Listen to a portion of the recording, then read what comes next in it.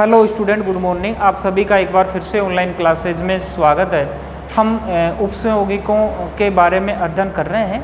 Last video तक हमने उपसंयोगिकों से संबंधित महत्वपूर्ण कुछ शब्दावली तथा उपसंयोगिक होते क्या हैं वो, उपसंयोगिकों में बंध की प्रकृति क्या होती है वो, उसके अलावा लिगेंडों की प्रकृति, लिगेंडों में कितने दाता परमाणु हैं, लिगेंडों में दाता परमाणु हैं जो संख्या में वो कौन कौन से हैं, लिगेंडों का नामकरण कैसे करते हैं वो हमने सीख लिया है। अब हम उपसंयोगिकों का आईयूपीएसी नामकरण करना सीखेंगे। हम जब उपसंयोगिकों का आईयूपीएसी नामकरण करते हैं तो वहाँ हमें ऑक्सीकरण अवस्था भी उपसंयोगिकों के नामकरण के साथ में लिखनी होती है। तो पहले हम उपसंयोगिकों के आईयूपीएसी नामकरण सीखें, उससे पहले उपसंयोगिकों की जो ऑक्सीकरण अवस्था ज्ञात की जाती है केंद्रीय धातु परमाणु की, वो ज्ञात करना हम सीखेंगे। तो देखना क्या है, सबसे पहले आप हेडिंग डालोगे ऑक्सीकरण अवस्था, ऑक्सीकरण अवस्था, ठीक है। देखो क्या है ऑक्सीकरण अवस्था होती क्या है। ऑक्सीकरण अवस्था होती है किसी भी स्पीशीज में, किसी भी स्पीशीज में किसी भी परमाणु से, किसी भी परमाणु से जुड़े हुए अन्य परमाणुओं को, अन्य परमाणुओं को या परमाणुओं के समूह को, परमाणुओं को या परमाणुओं के समूह को उनके आवेश के साथ, उनके आवेश के साथ हटा दिया जाए, हटा दिया जाए तो उस परमाणु पर जो आवेश बचता है या बचा हुआ आवेश, जो आवेश बचता है वह उस परमाणु की ऑक्सीकरण अवस्था कहलाती है, उस परमाणु की ऑक्सीकरण अवस्था कहलाती है। ठीक, कहने का मतलब ये है अपने पास कोई भी स्पीशीज है, स्पीशीज का मतलब हो सकता है आपके पास यौगिक हो सकता है आपके पास कोई उपसंयोगिक हो, उसमें से जिसकी ऑक्सीकरण अवस्था निकालनी होती है उससे बचे हुए अन्य परमाणुओं को या परमाणुओं का समूह आ जाए, उसे उसके आवेश के साथ हटा दें तो जिस परमाणु पर जो आवेश बच गया उस परमाणु पर वो उसकी ऑक्सीकरण अवस्था होगी। देखना कैसे, यदि हम बात करें PCl5, एक यौगिक है PCl5, ठीक, या हमने एक यौगिक ले लिया PCl3, ठीक। तो देखो क्या है, या हमने ले लिया ये ले लिया हमने K4FeCN6। तो देखो क्या है, ऑक्सीकरण अवस्था क्या होगी, हमें ऑक्सीकरण अवस्था ज्ञात करनी, मान लो यहाँ फास्फोरस की करनी पड़े या हमें आयरन लोहे की ऑक्सीकरण अवस्था ज्ञात करनी पड़े तो फास्फोरस के साथ जुड़े हुए जो भी हैं, यहाँ भी फास्फोरस के साथ जुड़े हुए जो भी परमाणु हैं उन्हें इनके आवेश के साथ हटा दो, इन्हें इनके आवेश के साथ हटा दो। जैसे मान लो NaCl है, हमें Na की ज्ञात करनी है तो Cl का जितना आवेश है ना उतना Cl को आवेश दो और Cl को वहाँ से विदा करो, हटा दो। अब Na पे जो आवेश बच गया वो Na की ऑक्सीकरण अवस्था। ठीक वैसे ही 3 Cl हैं, तीनों Cl को हटा दो, अब फास्फोरस पर जो आवेश बच गया वो फास्फोरस की ऑक्सीकरण अवस्था। ठीक वैसे यहाँ PCl5 में 5 क्लोरीन को आवेश के साथ हटा दो, अब फास्फोरस पर जो आवेश बच गया वो उसकी ऑक्सीकरण अवस्था। यहाँ तो हमने परमाणु हटाए हैं, यहाँ 1 क्लोरीन, यहाँ 3 क्लोरीन, यहाँ 5 क्लोरीन। अब देखो यहाँ क्या है, यहाँ किसकी ऑक्सीकरण अवस्था निकालनी है हमें, Fe की ऑक्सीकरण अवस्था के लिए 4 पोटेशियम है, उनको पोटेशियम का जो आवेश +1 होता है उसके साथ हटा देंगे। Cn है उसे भी उसके आवेश के साथ हटा देंगे। अब जो Fe पर आवेश बच गया वो Fe की क्या बच जाती है, ऑक्सीकरण अवस्था। ये तो हुई है ऑक्सीकरण अवस्था की परिभाषा, ठीक है। अच्छा अब देखो क्या है, हम ऑक्सीकरण अवस्था को ज्ञात कैसे करें, ऑक्सीकरण अवस्था को ज्ञात कैसे करें। परिभाषा तो क्या है भाई, जो आवेश बच गया ना सभी को हटाने के पश्चात जो आवेश बच गया वो उसकी क्या है, ऑक्सीकरण अवस्था है। ठीक, एक चीज़ का आप ध्यान रखेंगे, यदि मैं ऐसे लिख रहा हूँ ना ये ऑक्सीकरण अवस्था को ऐसे, तो आप इसका मतलब ऑक्सीकरण अंक नहीं लगाएंगे। क्योंकि ऑक्सीकरण अंक और ऑक्सीकरण अवस्था दोनों अलग अलग होते हैं। ऑक्सीकरण अवस्था तो जो किसी भी यौगिक में या किसी भी स्पीशीज में कोई परमाणु पर जो आवेश बसता है वह उसकी ऑक्सीकरण अवस्था होती है, ठीक है। तथा ऑक्सीकरण अंक क्या होता है, यदि मान लो किसी स्पीशीज में कोई परमाणु दो प्रकार की ऑक्सीकरण अवस्था दर्शा रहा है, जैसे मान लो +4 भी दर्शा रहा है और +3 भी दर्शा रहा है, +4 भी दर्शा रहा है और मान लो +2 भी दर्शा रहा है, तो इन दोनों ऑक्सीकरण अवस्थाओं का जो औसत आएगा ना भाई, जैसे औसत इसका आ गया 3 +3, तो जो औसत आता है वो होता है ऑक्सीकरण अंक, और जो आवेश होता है जैसे +4 हो +2 हो वो क्या रहती है, उसकी ऑक्सीकरण अवस्था, ठीक है। अब हम यहाँ सीखेंगे कि ऑक्सीकरण अवस्था को ज्ञात कैसे करें। हम दो प्रकार से करेंगे। पहला प्रकार तो है हम नियम बताएंगे, एक एक स्टेप बताएंगे, उसके बाद ऑक्सीकरण अवस्था ज्ञात करना सीखेंगे। जब हम नियम के बाद सीख लेंगे फिर मैं आपको एक डायरेक्ट मेथड बता दूंगा जिसमें आपको ऑक्सीकरण अवस्था ज्ञात करने के लिए कोई भी नियम की आवश्यकता नहीं है। आप उस यौगिक की, उस ऑक्सीजन यौगिक की शक्ल देखकर आप डायरेक्ट बता दोगे कि उसकी ऑक्सीकरण अवस्था +2 है या +3 है, ठीक है। तो देखो सबसे पहले हम ऑक्सीकरण अवस्था के नियम पढ़ते हैं भाई। जिसकी ऑक्सीकरण अवस्था ज्ञात करनी है ना, जिसकी ऑक्सीकरण अवस्था ज्ञात करनी है उसे x मानो, उसे x माने। x कोई ज़रूरी नहीं है x ही मानो, आप a मान सकते हो, b मान सकते हो, कुछ भी मान सकते हो। जिसकी ऑक्सीकरण अवस्था ज्ञात करनी है उसे क्या मानेंगे, x मानेंगे। दूसरा क्या है कि जिसकी ऑक्सीकरण अवस्था ज्ञात करनी उसको तो x मान लिया। अब बचे कुछ जो भी हैं, यानी कौन है, परमाणु है या कोई समूह है, परमाणु या समूह को आवेश के अनुसार रख दे, आवेश के अनुसार रख दे, आवेश के अनुसार रख दे, या परमाणु या समूह का जो आवेश है उस आवेश को रख दो। कहाँ रख दे, कोष्टक के अंदर, कोष्टक के अंदर, ठीक। तीसरा स्टेप क्या आती है कि यदि जो ये परमाणु हैं या समूह हैं उनकी संख्या 2 या 2 से अधिक है, की संख्या 2 या 2 से अधिक है, 2 या 2 से अधिक है, तो आवेश को संख्यानुसार गुणा करते हैं, आवेश को संख्यानुसार गुणा करते हैं, आवेश को संख्यानुसार गुणा करते। कहने का मतलब ये है, यदि मान लो 1 Cl लिख रखा है और 1 Cl पर -1 आवेश है तो कोष्टक में हमने क्या लिख दिया, -1, और मान लो Cl आ गई 5, तो जो -1 आवेश है उसको 5 Cl के से क्या करेंगे, गुणा, यानी -1 को किससे गुणा करेंगे, 5 से गुणा करेंगे, ठीक। लास्ट पॉइंट क्या है, ठीक, कि संकुल यौगिक पर, जो संकुल यौगिक में समन्वय मंडल है, समन्वय मंडल पर उपस्थित आवेश को बराबर का चिन्ह लगाकर, बराबर इक्वल का चिन्ह लगाकर दूसरी तरफ लिख देते हैं, दूसरी तरफ लिखकर आवेश का संतुलन करते हैं, आवेश का संतुलन करते हैं, ठीक है। देखो क्या है, ये 4 कुछ स्टेप हैं, हम एक एक उदाहरण लेंगे फिर हम ऑक्सीकरण अवस्था ज्ञात करेंगे, तो ये स्टेप अपने आप ही क्लियर हो जाएंगे। जैसे जैसे हम 2-4 उदाहरण करेंगे एक समय ऐसा आएगा कि आपको इन नियमों की आवश्यकता ही नहीं पड़ेगी, मैं आपको दूसरा तरीका बता दूंगा, ठीक। तो देखो क्या है, सबसे पहले हम मान लो ये उदाहरण ले लिया PTNS33Cl3, ये कोई उपसंयुगिक यौगिक है, या हमें PT की ऑक्सीकरण अवस्था ज्ञात करनी है। ध्यान रखना, उपसंयुक्त यौगिकों में हमें ऑक्सीकरण अवस्था ज्ञात करनी होती है ना, तो जो ऑक्सीकरण अवस्था ज्ञात करनी होती है वो किसकी ज्ञात करनी पड़ती है, हमें करनी पड़ती है केंद्रीय धातु परमाणु की।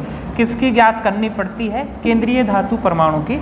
देखो क्या है, धातु परमाणु का मतलब है वो मुख्यतः डी उपकोष का तत्व होगा।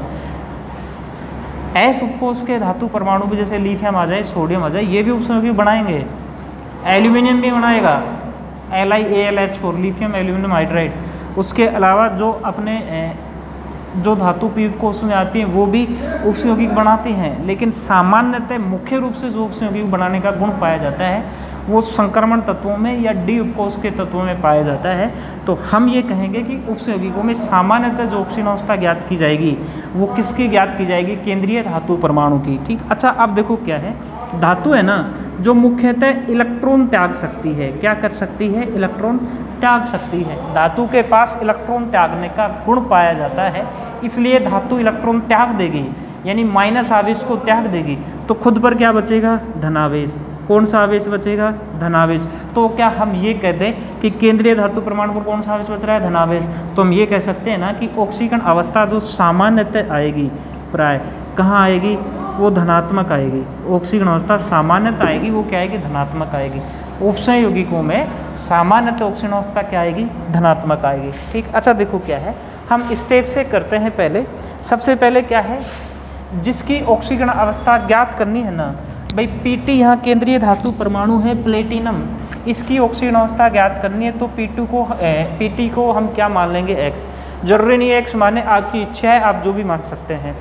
ठीक, लेकिन हाँ हम जब ऑक्सीकरण अवस्था ज्ञात करें ना तो हमें एक चीज़ ज़रूर पता होनी चाहिए, नियम पता हो या नहीं हो, हमें ये ज़रूर पता होना चाहिए कि धातु परमाणु के साथ जो जुड़ रहे हैं, चाहे वो लिगेंड जुड़ रहे हों या कोई सरल ऋणायन हो या कोई सरल धनायन हो, जो भी जुड़ रहे हैं वो कितना आवेश रखता है हमें ये पता होना चाहिए, और कौन सी लिगेंडों पर कितना आवेश होगा ये हमें पता है। जैसे उदासीन लिगेंड भी है, H2 है, NH3 है, CO है, प्रीडीन है, बेंजीन है, यूरिया है, थायूरिया है। उसके अलावा ऋणावेशित लिगेंड भी हैं, Cl- है, Nc-, Cn- है।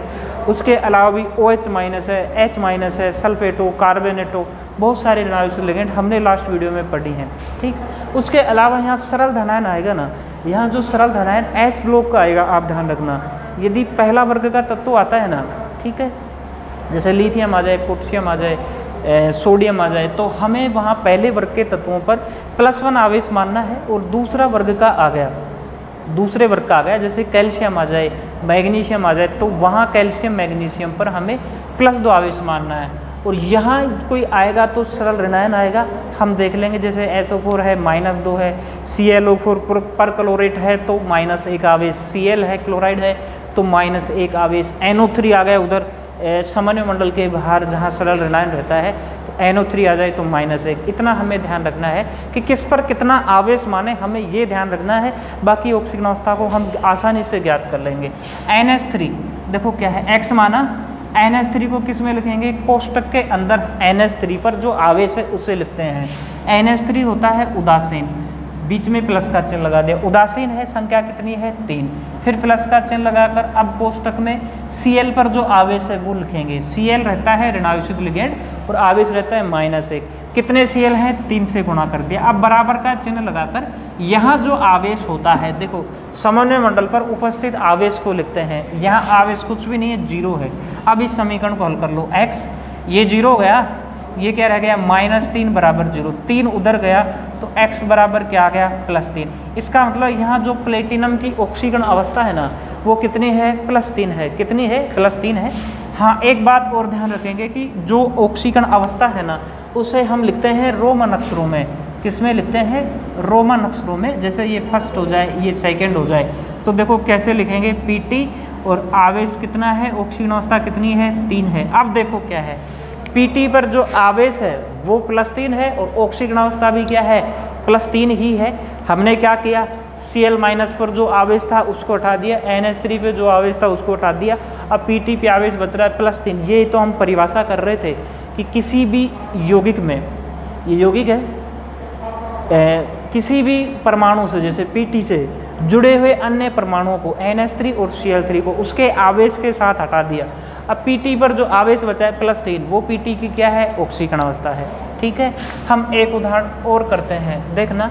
हम ये करते हैं K4FeCN6, K4FeCN6 इसलिए करते हैं भाई, बार बार K4FeCN6, K4FeCN6 इसलिए करते हैं कि जो अर्धपारगम्य में झिल्ली होती है ना वो K4FeCN6 बना लेता है। हम प्रायोगिक रसायन में पढ़ते हैं सब। ठीक, अब K4FeCN6 में हमें ऑक्सीकरण अवस्था Fe की ज्ञात करनी है। ठीक। तो भाई ये तरीका है जिसकी ज्ञात करनी Fe की, हमें क्या मान लिया Fe को x, बचा कुचा जो भी है पोटेशियम है और Cn है उनको उनके आवेश के साथ रख दो। पोटेशियम पर आवेश रहता है +1, पोटेशियम संख्या कितनी है 4, बीच में प्लस का चिन्ह लगा दिया x। Cn पर आवेश रहता है -1, बीच में प्लस का चिन्ह लगा दिया। संख्या कितनी है 6, बराबर क्या है 0, यहाँ कोई आवेश नहीं है 0, तो ये क्या हो गया 4 + x -6 बराबर 0, x -2 बराबर 0, x बराबर क्या आ गया +2। आवेश क्या आ गया Fe पर, यहाँ +2 आवेश आ गया। कितना आ गया +2 आवेश आ गया। हम Fe की ऑक्सीकरण अवस्था लिख देंगे Fe2, ठीक है। जब Fe +2 ऑक्सीकरण अवस्था में रहता है ना, ये +2 उस पर आवेश रहता है, उस स्थिति में Fe को हम कहते हैं फेरस, और यदि +3 आ जाता तो उसे हम कहते हैं फेरिक, ठीक है। और यौगिक लेते हैं और उदाहरण लेते हैं और उनकी ऑक्सीकरण अवस्था हम ज्ञात करना सीखेंगे।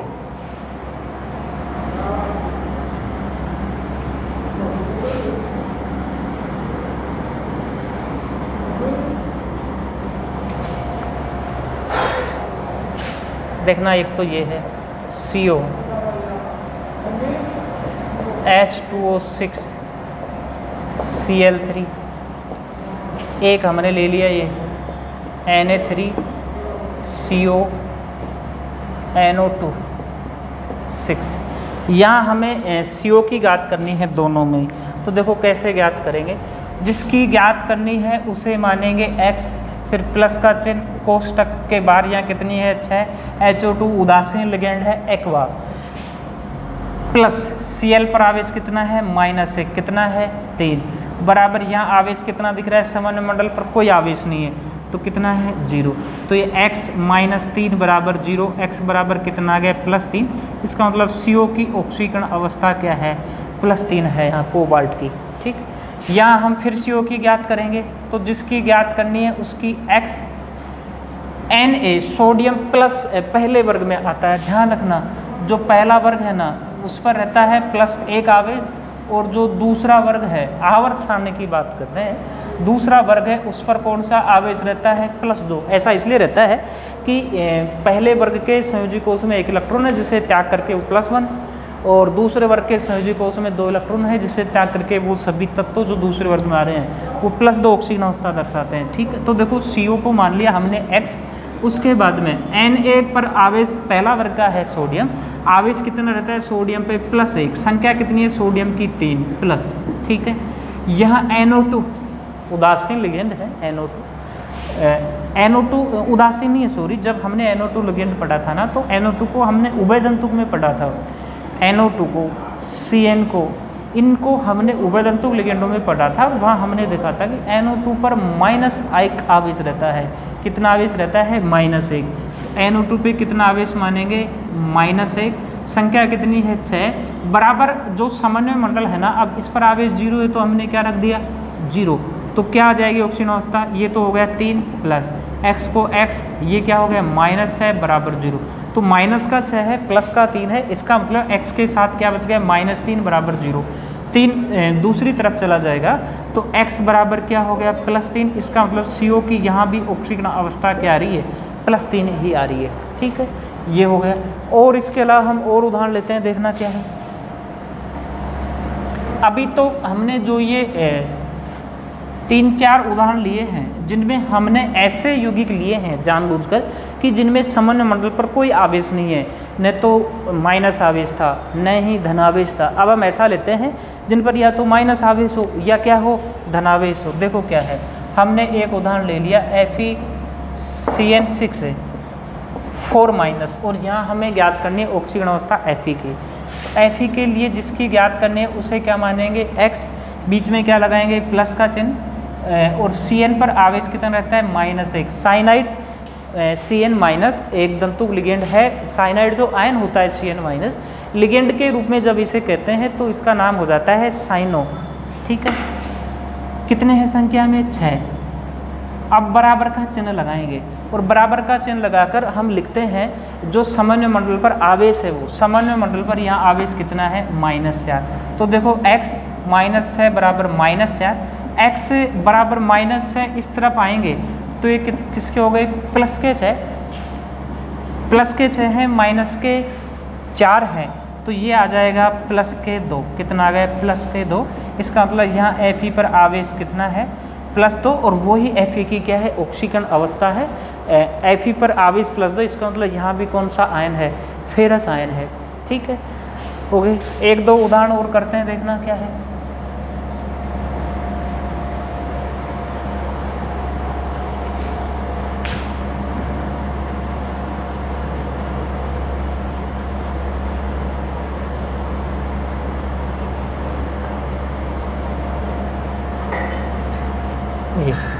यहाँ हमें Ag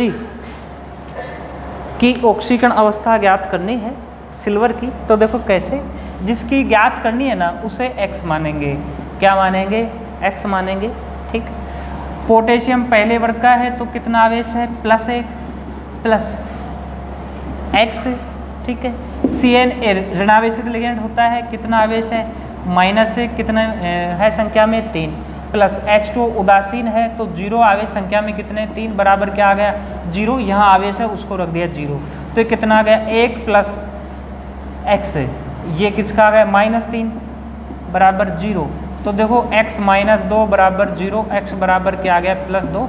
इसका मतलब Ag की ऑक्सीकरण अवस्था यहाँ क्या है, +2 है। कितनी ऑक्सीकरण अवस्था है, +2 है। अब हम देखना ऑक्सीकरण अवस्था के और उदाहरण करते हैं।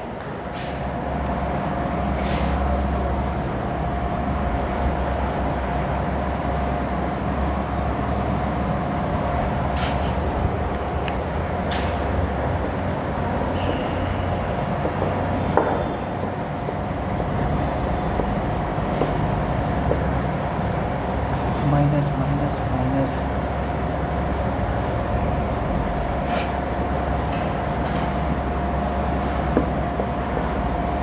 ये करते हैं।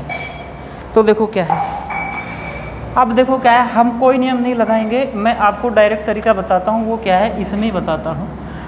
हमें कोई नियम नहीं याद रखना है, इतना ध्यान रखना है कि जो पहला वर्ग आ गया, पहला वर्ग में जैसे ये, इसमें भी आप देखना क्या है, ये लिथियम, सोडियम और पोटेशियम, केवल ये ही उपयोगिक बनाएंगे। और जो दूसरा वर्ग आ गया ये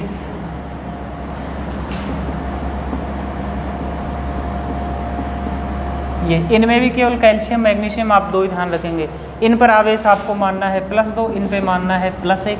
ठीक है, तो देखना क्या है, जिस पर जो आवेश है वो रख दो। CO को तो मानना है x, Br एक ऋणावेशित लिगेंड है तो -1 कितने हैं Br 2, प्लस OX होता है ऑक्जेलेटो। इससे बन रहा था भाई, ये होता था ऑक्जेलेटो। ठीक है, बन किससे रहा था, ऑक्जेलिक अम्ल के एक हाइड्रोजन को हटा दे तो ये बन रहा था ऑक्जेलेटो लिगेंड। तो आवेश कितना रहता है इस पर, -2, प्लस GLY ग्लाइसिनेटो, ये जो ग्लाइसिन है ना, ये एमिनो अम्ल, पहला एमिनो अम्ल ग्लाइसिन, ये ग्लाइसिन से बन रहा था ग्लाइसिनेटो, ये ऑक्सीजन हटाते यहाँ गया था माइनस आवेश, तो -1, यहाँ कोई आवेश है नहीं, तो ग्लाइसिनेटो पर आवेश कितना रहता है, -1। कितना रहता है, -1। ठीक है, बराबर क्या है, +4, बराबर क्या है, +4। ऐसा है, आप इसे -4 कर लें, -4। ठीक है, अच्छा अब देखो, अब क्या हो जाएगी इसकी ऑक्सीजन अवस्था, x, -1 को 2 से गुणा किया तो -2, फिर ये क्या आ रहा है, -2, फिर ये क्या आ रहा है, -1। इसका मतलब -1, -2 और -2, तो ये कितने हो गए, -5, x -5 बराबर, यहाँ क्या है, -4। तो x बराबर क्या है, माइनस का तो 4 है, 5 उधर गया तो किसको हो गया, प्लस का। तो x बराबर क्या आ गया, +1। x बराबर क्या आ गया, +1 ऑक्सीकरण अवस्था। ठीक, डायरेक्ट मेथड में क्या है, हमें कोई सूत्र याद नहीं रखना है, जिसकी जो ऑक्सीकरण अवस्था ज्ञात करनी है किसी की भी, तो उससे जुड़े हुए जो भी परमाणु हैं उनको उनके आवेश के साथ रख दो। क्या रख देंगे, उनके आवेश के साथ रख देंगे और ऑक्सीकरण अवस्था को हम ज्ञात कर लेंगे। देखो एक उदाहरण हम करते हैं बिना किसी नियम के। ये है, ये हमने ले लिया Mg, Cr, NH3, Cl, OX, SO4, ये ले लिया। ठीक, क्या है, जिस पर जितना आवेश है रख दो। इस पर कितना है, +1, प्लस इस पर कितना है, Cr को क्या मानेंगे, x है, प्लस NH3 0 है, रखो मत रखो कोई ज़रूरी नहीं है। Cl कितना है, -1, OX ऑक्जेलेटो कितना है, -2, सल्फर SO4 सल्फेट आयन कितना होता है, यहाँ देखो SO4 यदि सामान्य मंडल के अंदर होता ना तो ये लिगेंड की तरह वर्क करता, तब हम इसे कहते हैं सल्फेटो, क्योंकि ऋणात्मक लिगेंड के पीछे IUPAC नियमों में हम पढ़ेंगे O प्रत्यय लगा देते हैं, ठीक है। तो देखो क्या है, जब लिगेंड के रूप में आता तब इसे कहते हैं सल्फेटो। अब ये है सामान्य मंडल के बाहर है, इसका मतलब ये सरल ऋणायन है, तब अब इस स्थिति में हम इसे कहेंगे सल्फाइड आयन, ठीक है। सल्फाइड आयन नहीं, सल्फेट आयन, क्या कहेंगे, सल्फेट आयन। आवेश क्या है, +1 रख दिया, इसको x रख दिया, इसको उदासीन है नहीं रखा, इसे -1 रख दिया, इसे -2 रख दिया, और SO4 को क्या रख दिया, -2। बराबर पर कोई आवेश है नहीं, बराबर पर कोई आवेश है नहीं। यदि मान लो बराबर पर भी कोई आवेश है, जैसे मान लो मैंने कह दिया -2 है, तो इधर क्या रखते हैं हम, -2 रख लेते, तो देखो क्या आ गया, -1 -2 कितने हो गए, -5, तो 1 + x -5 बराबर -2, तो x -5 है, प्लस का 1 है, कितना है, -4 बराबर -2, x बराबर -2, 4 उधर गए तो प्लस के, तो x बराबर क्या आ गया, +2। तो यहाँ Cr की ऑक्सीकरण अवस्था क्या आ गई, +2, ठीक है। ये इस प्रकार से हम ऑक्सीकरण अवस्था इनकी ज्ञात कर लेंगे। कैसे ज्ञात करेंगे, हमसे पूछेगा क्या, सामान्यतः ऑक्सीकरण अवस्था हमसे पूछी नहीं जाती है, लेकिन जब IUPAC नामकरण पढ़ेंगे और जब IUPAC नामकरण पूछा जाता है तो हमें ऑक्सीकरण अवस्था का ज्ञान होना अत्यंत आवश्यक है।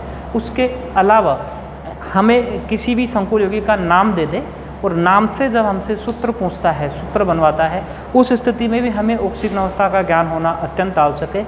इसलिए हमने ऑक्सीकरण अवस्था को सीख लिया है। अब क्या तरीका है, हमें कोई नियम याद नहीं रखना है, क्या है, जिस पर जितना आवेश है रख दो, जिस पर जितना आवेश है रख दो, और जो आवेश लास्ट में बचता है वो उसकी क्या हो जाती है, ऑक्सीकरण अवस्था हो जाती है। तो फिलहाल इस वीडियो में इतना ही। Thank you very much.